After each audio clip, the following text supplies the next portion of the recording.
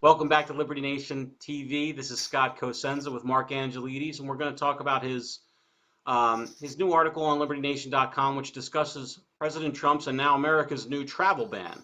We had several travel bans that were sort of somewhat left in place and somewhat set aside by the courts that President Trump has tried to enact. And so, Mark, is this just more of the same? Is this sort of a third or fourth bite at the apple, or what's going on here with this new ban?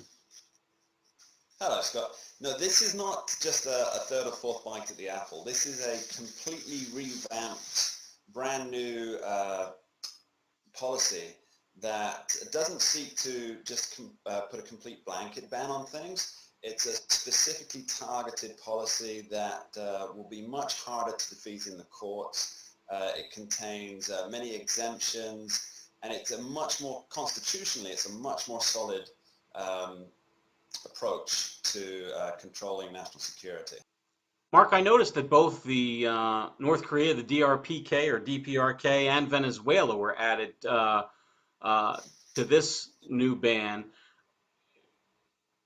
Now, they don't have high Muslim populations, and that was an objection that we had for prior bans. Is the security situation in Venezuela such that we have to worry about everyday Venezuelans, or is this about, we heard Trump denigrate the leaders of Venezuela in his speech to the UN.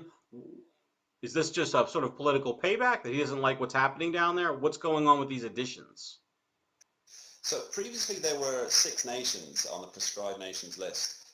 Sudan has been taken out of that, but in addition, he's put in, as you say, Venezuela, North Korea, and Chad. Now, with Venezuela, the ban is not for regular folk, not for the people who are fleeing the disastrous socialist experiment that's taken place there. The ban is only for the government leaders, their families, their political cronies. So the regular Venezuelans still have access to the United States under regular immigration rules. It's literally just targeted who have created the mess in the first place.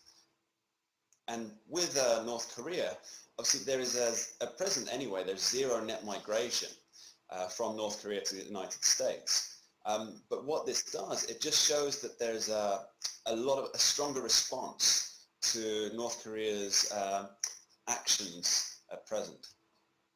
It's good to know that the Venezuelan leaders won't be able to get bottle service at the hot nightclubs in Miami with the confiscated funds of the poor Venezuelans who can't afford toilet paper. The previous attempts at travel restriction or bans by the Trump administrations have been met by